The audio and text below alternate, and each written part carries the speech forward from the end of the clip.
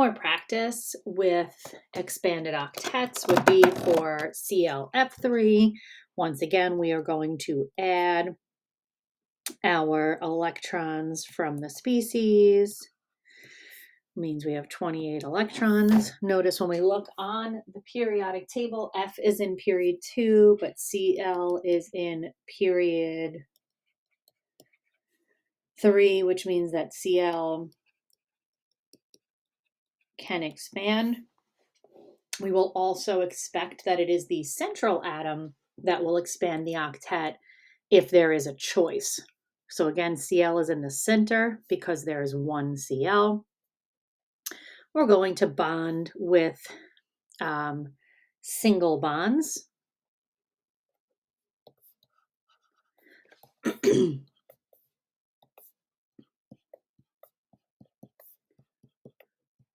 That's 6 of the 28. Each fluorine needs to satisfy the octets. And so we wind up with, that's 2, 4, 6, 8, 10, 12, 14, 16, 18, 20, 22, 24. We have 4 extra electrons. That means that chlorine gets 2 lone pairs. Since chlorine gets 2 lone pairs, that makes chlorine 3 atoms bonded, 2 lone pairs, steric number of 5. This one happens to be T-shaped. And this T-shaped is asymmetrical polar. And so again, you can either point to the bottom to the fluorines to get your negative and your positive, or you would put your delta negative at the bottom and your delta positive at the top. Remember, we only do one of those methods. Another one that we can do here is RnCl2. Once again, we're going to add the valence electrons. We're going to put radon in the middle. Single bond. That's 2, 4, 6, 8, 10, 12, 14, 16. That means that radon gets 3 lone pairs surrounding it. This is 2 atoms bonded, 3 lone pairs. This is a steric number of 5, so it's trigonal bipyramidal for electrons, but it is linear 180 for the molecule shape because those 3 lone pairs around the radon are acting, those are trigonal planar to each other.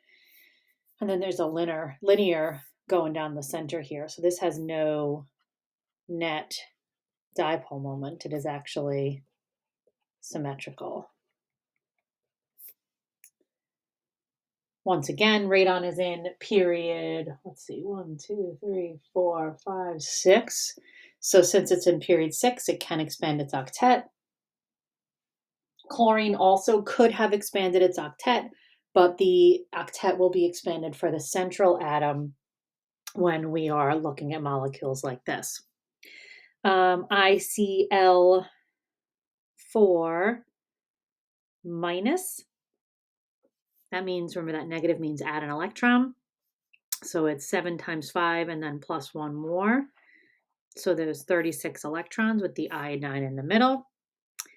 If we put this 1, 2, 3, 4, that's 8, 10, 12, 14, 16, 18, 20, 22, 24, 26, 28, 30, 32. That means that the iodine actually has 2 lone pairs on it also that are not part of the bonds, which means that it is square planar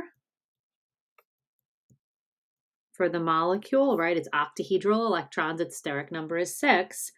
But that means that it has 90-degree bond angles and it is flat. And so it has no net dipole moment. So now I've just taken you through some of these molecule dot diagrams that we will probably have already done in class by the time you see this. Anybody who's been out, obviously, you can look at this to see what you've missed. Anyone that's been in class, if you just need a little bit of a recap, hopefully this is a helpful recap for you.